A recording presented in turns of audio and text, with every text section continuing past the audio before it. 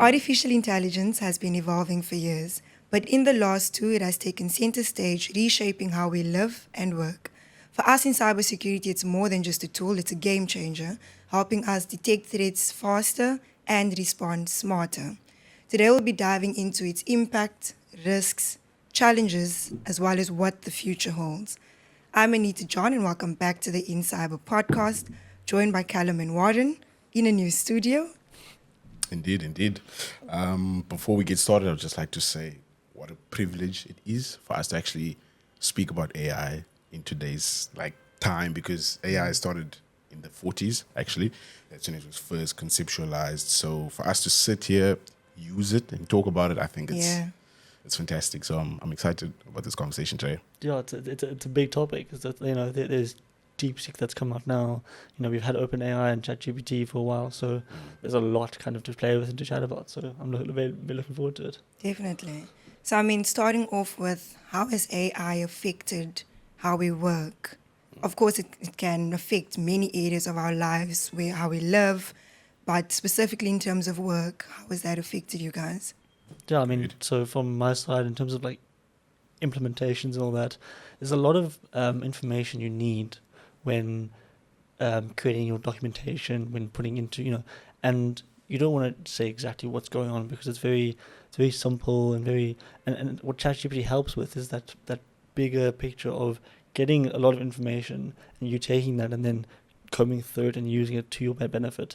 And I think with implementations, we've been able to see what we want to achieve within a policy or procedure, and then take that into ChatGPT and say, okay, I need something that can, and you describe the purpose of the policy. It'll then help put a bunch of stuff together to help you, and then you take that and then comb through it and find exactly what you need. So it's definitely made it faster for us to be able to implement standards and frameworks within any company or organization. But I also think that it's allowed us to rely on something, but the importance obviously is to not rely on it too much, because it's not 100% correct all the time. Exactly. Yeah. That's where experience. So from our perspective, it's actually helping the more experienced professionals, because you're able to tell what's right or wrong from it, but it's made planning faster. It's made doing what matters. You get the job done faster. So that's the greatest thing about it, in my opinion, because I feel like in most professions we all use search engines, Google, Bing, DuckDuckGo, but now you have AI, which kind of does that job way faster for you, much more easier. I actually saw someone complaining recently that Google's search engine is just full of AI, and that is true. People actually hate that because they're saying it's a lot of nonsense, and they don't want the future to just always rely on AI. So that's where it gets a little bit tricky, because for experienced people, they're able to tell the nonsense from the truth. So it's, for me personally, I'm happy. It's made my life much better, more efficient. I don't have to waste time. The problem is you see that over-reliance on it. You see people starting to use it over and over and over again.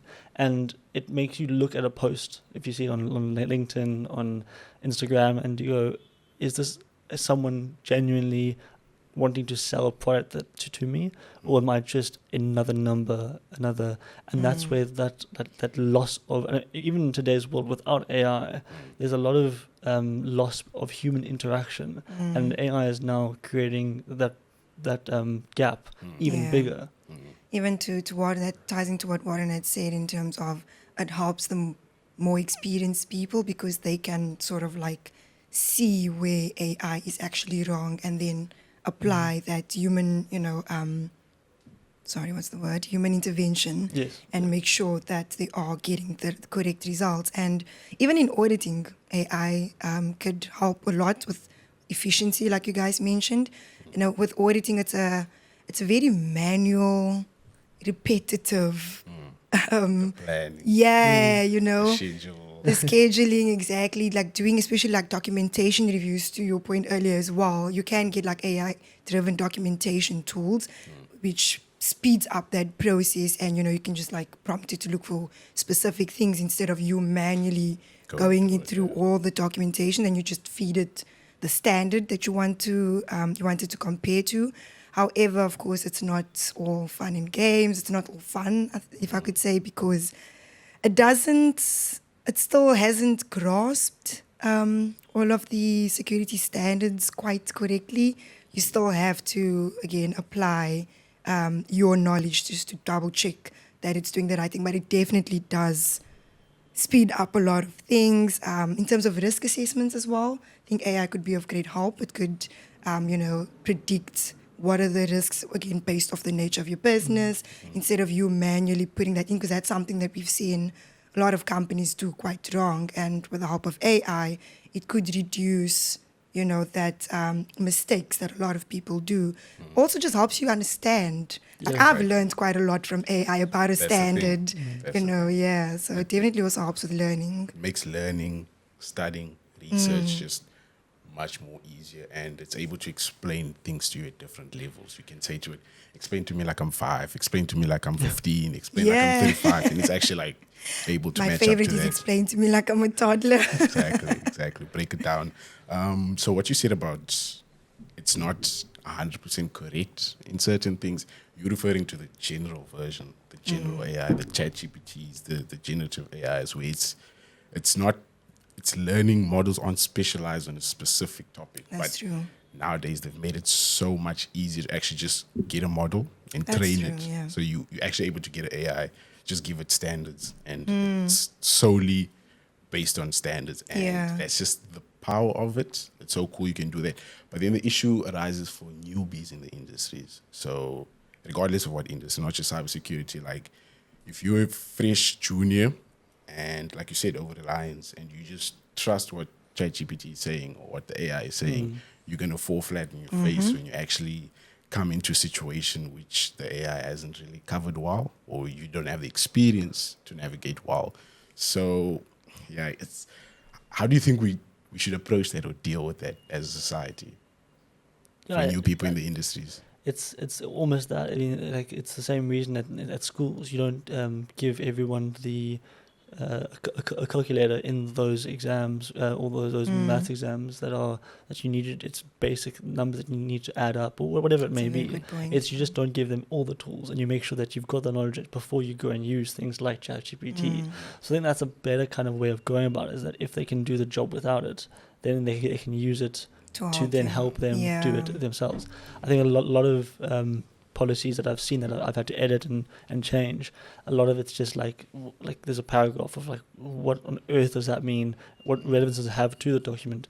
None. And it's also got names in there that are generic that actually they don't really come, or there's brackets that someone forgot to take out because like in CVs you see a lot of the times that CVs people say please insert name here, or they have they've copied this straight from ChatGPT and haven't altered it. So I definitely agree. I think again, you do need to know the basics first before using AI, because AI is not meant to, just take over your job, really. It's meant to you're supposed to work hand in hand with it, to make your job easier. So that was a very actually good example that you used with the calculator thing, because, in school we first had to learn, how to do plus and minus times manually first. And then only in grade 7, grade 8 or something, then we start using calculators. Sorry, but the thing is, you got to grade 7 and then they gave you a calculator. It's free. AI is open. Like anyone, even my 15-year-old brother can access it, and no one's giving you the permission to use it. So it's like, I mean, companies are like blocking it from the store from using it. Like there are those measures, but it's not bulletproof. Basically, there's still opportunities for people to use it. Like even though they're not allowed. So it's like. It's being disciplined. Yeah, and also, I mean, I've seen a lot of people post videos on how to use AI. Like the kind of prompts that you can the right way. So I think, having training and awareness, incorporating that as well. Where you're not just training on cybersecurity. If you really want to use AI in your organization and make people's lives easier, then incorporate that as well into your training program, so that people actually know how to use it the right way. So companies should educate their staff on how to use it. I think so. Instead of stopping them from using it completely. Yeah. Okay, it could work, but it's still People can still abuse it, though, exactly. yeah. I'm fresh out of high school. I want to prove a point to my manager that I'm like good Yeah. at. We're gonna use cybersecurity as an example. That I'm like super good at security operations, and I know what to do when I get incidents. I'm gonna use ChatGPT. Yeah. I mean, that's very fair. It's like I love the discipline thing. Yeah, like be noble, do the right thing, but it's quite difficult because you have the tools. But then you're only lying to available. yourself also because you're not really learning anything. You're That's- sort of like Yeah. cheating your way through it. And I think at some point, in your career, it's gonna catch up to you. Show up. Yeah, and it's gonna show that, yeah, you've been using AI this entire time. You will fall short when it comes to chatting to people. And Exactly. Yeah. So that's the point. Exactly. What's the That's point? the point. You're gonna fall flat if you just think AI is right all the time. Yeah. It's the way to career progression. So Callum mentioned that over-reliance was, one of the risks that comes with AI. What other kinds of risks are there? I mean, I'm sure there's quite a lot, but what are some of the risks that we find with using AI? I think the most impactful risk from a normal user, if we can call it that, is disinformation and misinformation. People who use AI to spread misinformation, and I'll use our popular COVID as an example. Using AI to generate fake profiles, send fake messages about like where COVID come from, who started it, what's the point, and all of that, just causing a lot of conspiracy stories. That's like I feel like is the most problematic thing we're getting from AI, because it is causing a lot of false narratives and perspectives about things and people. Yeah. So that's quite a big risk. To add to that, the World Economic Forum listed it as the top risk in the world at the moment is misinformation and disinformation. Cybersecurity being the fourth. But the fact that you are not sure what is on the internet, and I think we made a reel about it as well, the fact that you cannot believe everything on the internet. You can't look at something and go, oh yeah, that's so true. And I mean, I have many family members, and there are a few of them who believe stories that aren't actually real or true or haven't happened, but they're reading on the internet and they're believing that it's an article, therefore it has to be real.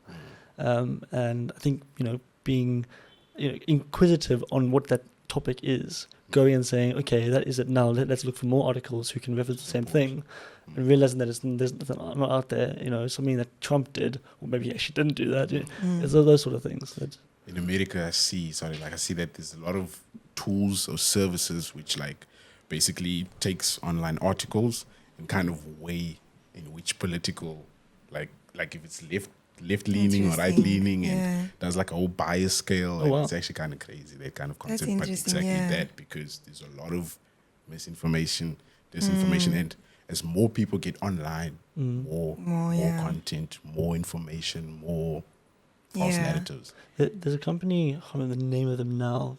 They've worked in big data, and what they used to do is, if you were a Trump supporter, if you were a Hillary Clinton supporter, this was back in 2016, whenever that election was, and if you were supporting Hillary Clinton, you would get a lot of targeted adverts on YouTube about why she was bad, what she did wrong, to try and get you to go to Trump's side.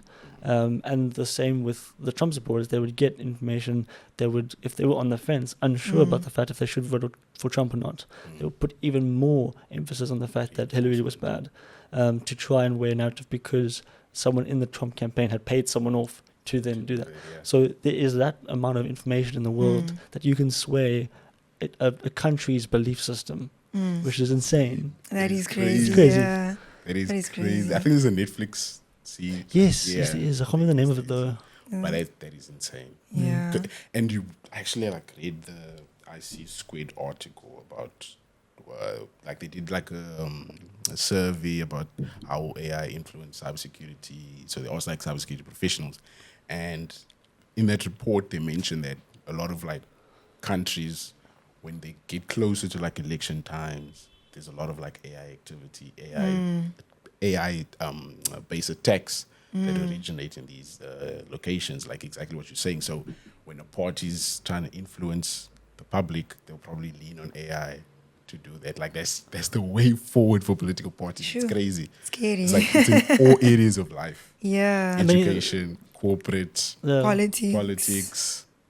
I'm sure in some instances religious. You never know. Dude, I Yeah. saw, what was it? I think it was like a religious cryptocurrency, I think. It was like Wow. Jesus coin or something I like also that. bumped into like I think it was like Bible.ai or something, like where you can, and I was like, that's crazy. Like It you can is. even use AI for is. like It religious is. purposes, which is quite interesting.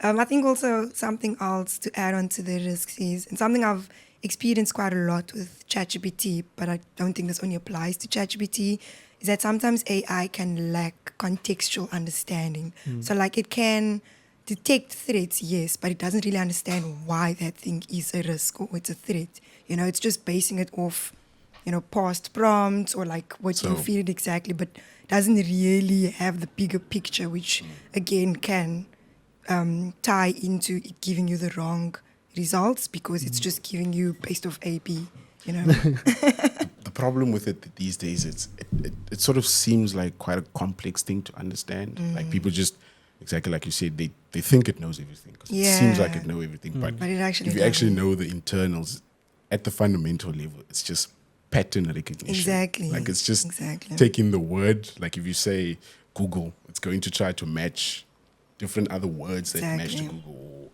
From the data set it studied, like what other sort of like prompts, words, conversation that match with the word Google. So at the end of the day, it doesn't know anything. It's It just really doesn't. matching. It becomes so patterns. frustrating because sometimes when I'm trying to search for something and it gives me the wrong results, and I'm like, oh, okay, then I have to like give it entire backstory first Give and it be like, context. this is what this is. A, B, C, D, and then eventually to be like, oh, okay, sorry, my bad. Yes. It's a bit frustrating, but yes, Yeah. a lot of people have the misunderstanding that it just knows everything, but it really, really doesn't, yeah. The worst time to have a conversation with you is after you've had a conversation with ChatGPT, Oh. because you are frustrated beyond. Especially from like a creative side of things as well. We may be looking for captions or like, something in like the more creative space. It really lacks Yeah. in that space because it doesn't know. And unless someone else has prompted that exact thing, then okay, it'll be like, oh, this TikTok trend, But other than that, it really doesn't know. You really have to like re-explain everything. At that point, you might as well just think of your own caption. It's not Or intuitive. yeah. That's why there's a lot of like prompt courses, like they teach you how to actually Exactly, use it yeah. and prompt it. Because people saw the gap of, people don't actually understand how to ask it questions and get the right answers and whatnot. Yeah. And I mean, with the risks, specifically in cybersecurity, there's been measures in place to try and make people understand AI a bit better. Such, now there's these new standards on AI as well. So basically, as AI is improving, so is the industry. We're keeping up with the AI and how fast it's going as well. One of the standards is the ISO 42001, which I'm sure we all know about. That focuses on the AI management systems. So because AI is such a normal thing nowadays where everyone is using it. So to your point earlier, companies are actually starting to have policies around it so that people can use it the right way. And this is where the ISO 42001 standard comes in because the same way how you have a security management system, you now have an AI management system as well. And that can also be implemented. It can also be audited. It's also vulnerabilities that can be found in there. And you also need to have a continuous way to manage that, which is quite interesting because it's like, it's okay now. Basically, they're saying it's okay to use AI. Just follow these set guidelines. Yeah. And of course, there's other standards as well, like NIST, and the new laws that's been introduced as well. But yeah, that's the ISO 42001. I know it's one that's quite booming in the industry now, and everybody's just trying to get certified. It's needing a lot of updates from what I've seen. Yeah. Like the first one, I mean, I know it's a very technical kind of level, but on the formatting of a document, it starts at 2. And you would think that if something is going through all these levels of But it's just they've rushed it to get it out because it's AI. Everyone wants AI. Everyone wants that That's to the be thing. Yeah, implemented. they were behind with it because its development it's rapid. Yeah. It's rapid. People started using it in organizations before the organization even understood what it Exactly. is, Yeah. where the data is going. You mentioned the risks. So employees putting in company IP, intellectual property in these systems is actually Big risk. a huge Yeah. risk because It's way more common than we think. exactly because the companies are not deciding where their data is going or what happens to their data. And we've seen recently with this new Chinese company that made a AI model called DeepSeek. So the reason why it's gotten so popular is because OpenAI, the creators of ChatGPT, their flagship model is expensive. It's not free, but its capabilities are found in this Chinese model. So like it's actually neck and neck in terms of like the benchmark tests they do, like math questions, software engineering things. They actually like stress tested, and the DeepSeek, it's free, open source, is doing very very well. So like that's where the hype is all about there with DeepSeek. However, when they created it, there was little to no security consideration. So once it was launched live, attackers were able to access DeepSeek's internals. They were able to access users' prompts because they got to the database, they got to the API keys, they got to everything they needed from a hacking perspective. They had they fully compromised DeepSeek because exactly AI is fast, rapid, we're rushing. It's almost reactive when it comes to security. Like people react when something Yeah. happens, then okay, cool, now we know it's not going to happen again Yeah. because it's rapidly evolving. Yeah, and it's a good point that you brought up there with attackers basically manipulating the use of AI for malicious intent, because exactly that, as much as we get something that can help us, at the same time attackers are also going to use They're that against us. Yeah. against us. So there's been a lot of scams that are now AI generated, a lot of hacks that are now AI generated. So yeah, it's both good and bad in that sense. So would you guys, do you guys think AI has helped the defensive side or the offensive side more? To chat on that, there's a quote, and it's the only thing for evil to succeed is for good people to do nothing. And if you accept that it's going to be doing bad, if you accept the fact that it's going to create bad, and you just leave it at that, and I think that yes, it's going to benefit a lot more evil than good. But I would also say that for us to create a world that is in equilibrium, we need to make sure that it's benefiting both parties. I don't think one is better than the other. Same.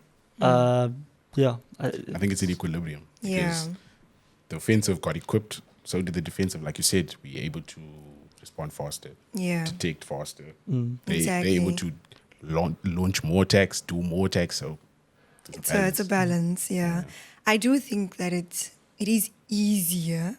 I'm not saying it's better, but I do think it's easier to use it for malicious intent. 100%. Yeah, and in that sense, the hackers kind of get an upper hand because, like you mentioned, maybe putting in sensitive information, like all of those sort of things, we on the defense side of things have to take note of, whereas a hacker doesn't really care about any of that. They're just going for it. So definitely it would be easier to just, you make an AI-driven scan compared to using it for the good. So, yeah, I like that point. AI does make the barriers of entry into cybercrime easier because, like you said, you're able to ask it, how can I become a black hat hacker? How can I become a cyber criminal? The flagship commercial models like ChatGPT, they won't tell you that, but it's Yeah. quite easy to get like a DeepSeek to tell you that. Or Yeah. a similar type of model. You can host your own AI nowadays. You can get your own ChatGPT that's locally hosted on your machine, so you can get it to do what you want. I think, yeah, definitely, they call them script kiddies in the Yeah. hacking worlds, like people that don't know what they're doing but able to do it. So exactly that, you get a lot more hackers. So we need to find a way to get a lot more defensive guys in. Yeah. Because exactly the strain kind of is that little bit of imbalance of more people Yeah. doing the wrong bad. thing. Yeah. It's so easy to just like say ChatGPT, I want to create a different person, as in a different brain, different part of me, and it'll create your own personality, your own everything, so that all you do is you pretend to be this person that you're not, and then you then go on the fact that you can easily make money through other ways rather than going through the natural work hard, find a place, get into the defensive side or get a proper job, that kind of stuff. Everyone's trying to find a way to make money easier, and there's never actually going to be a easier way to make money. People either get lucky or they are in not in the legitimate space, if that makes sense. So also I think it's quite easy to manipulate AI, Yeah. because obviously pattern recognition, you can just change the pattern, to best benefit you. And again, that would work more in favor to the hacker than for us. So yeah, to your point, there is a little bit of an imbalance. As much as we want the equilibrium, there's definitely is an imbalance, some sort of imbalance, yeah. 100%. Yeah. What about taking away jobs? I feel like that's I was just about to ask the $1 million question. Will AI replace human jobs? I mean, of that, I think 84% of people think that their jobs are going to be replaced. At the moment, 84% of people will be able to use AI within their jobs. 33% of those people already have AI within the jobs, using them. They'll be like us on the tech side, trying to get things quicker, faster. But there is never going to be, AI will at the moment never replace a job or someone. It may replace something that's able to be automated. Admin is easily automated, and I've been doing a lot of things recently when it comes to automating something that I could just click a button and it does it for me rather than having to go and copy paste. So that kind of stuff, I feel like it will, but the more the creative industry, it'll be very hard to replace that. The engineers, having to have that kind of creative and logical brain, but also having that human sanity as well. It'll never completely replace it. It'll only benefit us. To your point, so with the creative industry side of things, funny enough, actually, I was browsing through Pinterest the other day. I was just like randomly browsing, looking for different hairstyles, and all the pictures that I saw of the models were AI generated, which was actually quite and at first I didn't even realize because it was that good. And then when I looked at it, then I started to realize it's the same person, but like different shades, different hairstyles, Jeepers. but it was the same person. That's I was crazy. like, yeah, like it was actually AI generated. Even the concept that we had I was today. about to say that when we got here, the guy Yeah, said you thought the set was AI generated. Yep. So And we got to it a from certain Pinterest. extent, it could actually. We've actually spoken about this with models, where modeling could potentially be replaced by AI. Same thing in marketing, like Yeah. you're making AI-driven ads. But Exactly, then, for yeah. me, my perspective on that is that let's drive humanity forward. Let's develop. If it can replace copywriters, if you were a copywriter, go do something better, or like go benefit society in a different way, because we can always use humans in different sectors or different industries. That's true. It gets a little bit controversial when it's like, okay, people need salaries that these certain jobs create to survive. So it's like, okay, how do we, for jobs that are taken away, how does the government, I guess, reintroduce those people back into the workforce?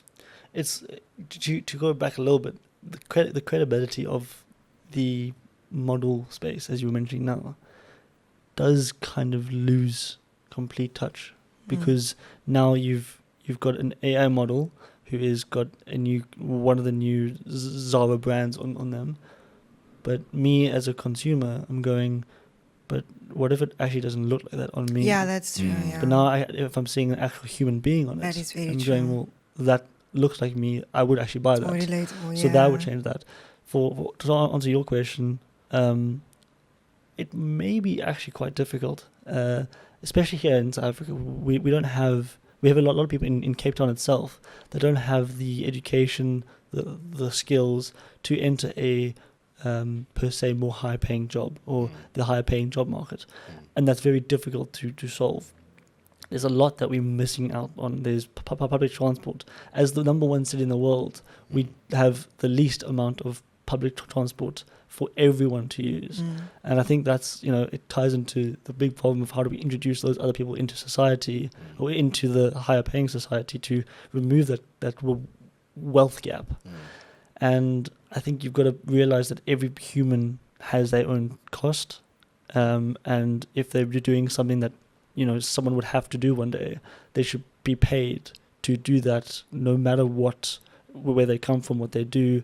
And, like if you are someone who cleans or, a janitor in a big commercial building, you shouldn't be paid less than someone who is using the skills that they've learned and is now building themselves up in the company, because you've also been there for a significant amount of time. Why do they deserve it over you? Because you don't have you aren't smart enough, you want this. Everyone, you're human at the end of the day. So yeah, I think also to answer the question if AI will replace jobs, you actually said a very good point by saying it will replace automation, but not necessarily jobs. That's a very good point, because at the end of the day, you still need, human intervention. Yeah, human oversight, especially like in jobs that requires a lot of decision making. You definitely do not want to trust AI to make the final decision on something. So I think maybe, like you said, humanity needs to then also grow and then be more leaders and, make decisions instead of doing the repetitive tasks. I know it's not as easy, like you mentioned, considering the current economic state and everything, but maybe that's what we should be empowering people to do more is, make decision makers. Like I'm actually, while you're saying this, what's coming to my brain is we need to find a way to encourage people to learn AI, because we know the school system, the university system is quite slow. By the time they introduce AI into like your regular subjects, it's they don't even have cybersecurity. It's They don't know like AI. a little bit too late. So Yeah. just encouraging the normal person to go out of their way to learn AI, learn how it can benefit them going forward. I feel like it's a big gap, especially like now in South Africa. Like it's something we should be prioritizing and raising more awareness around. yeah, Definitely. So your question on reintroducing people back into society, I think what we're doing here is allowing for people to see what's out there without having to pay for anything. We are free on all platforms, on Spotify, Apple Music, Apple Podcasts, YouTube. We're on Instagram. Our inbox is open. We're able to then chat to people if they need advice. That is if you have a cell phone. That is if you have a smartphone. If you have an internet connection, power, etc. In South Africa, obviously, as I've said, you have your low to your high, and to go to those people who are in those low places, to reach out to them, to the people who have the ability to, need to, or should reach out to those sort of people to then reintroduce them. I feel like on their own, they're almost a bit helpless. Although I know it's controversial and I could be wrong. No, but you're on the right path. Like we should go out of our way as people who know to teach those that don't know. And that's kind of what life is about. When we were growing up, how many people came to our schools to teach us about things we didn't know? Exactly. It's our turn to give back through AI. And I think that's a great thing. Like let's do that. I think people kind of do expect everyone to know about AI. Yeah. But that's not the case. Yeah, it's funny because I was actually also showing my mother AI, and I was showing her like how it can also answer you back in a language that she understands. And she was so blown away by it. She was like, oh my gosh, Anita, this is the most beautiful. And now she sits and uses it, like she brainstorms with it. So definitely just, educating them on it and allow them to use it however they feel would work for them. Because I never told exactly what to do with it. I just said, this is a thing called AI, because we're trying to calculate something. I was like, oh, let's use AI. And we did, and she was like, oh, you can do this? And then I showed her how it can translate, and now she's using it for like everything at her workspace. Please show her the conversational side, because now ChatGPT, you can have a conversation with Yeah. it like a Oh, person. yes, It's yeah. mind blowing. Exactly, The other day, I was yeah. like having a full blown conversation. I was like, be my therapist right now, and it was like it's crazy. I'm I going love through it. a tough time. Be there for me. My keys are It actually my gives keys are in my great car. advice. Eh? I literally like before this episode, you know, locking my keys in the car. Yeah. I was like, and you can go to ChatGPT and say, hey, I need help. what do I do? Nobody And lies. it's so patient. It listened But- and gave you advice. Exactly. But- Like, don't stress, Callum. This is what you need to do. Exactly, but thank goodness there were humans out there, so I was able to see them and get them to Help help you. me. So, So you still need humans at the end of the day. exactly. Yeah. Yeah, well, this is a conversation that we can talk about forever and ever, I think. And it's definitely not the end of AI. I mean, I know we said it's been evolving for years, but it's definitely still evolving. And that's the whole concept of machine learning. It's just a constant growth thing. So I think we'll definitely maybe sometime come back and just talk about how it's evolved ever since 100%. this episode and talk about the new risks. We'll see if it has taken people's jobs or how Yeah, far yeah, that's it's true. taken people's jobs as well. But it's definitely a conversation that we can revisit in the future because at this point it's not going anywhere. I think we can all agree it's definitely here to stay. 100%. So thank you guys for listening to this conversation and we'll see you in the next one. Cheers. Cheers.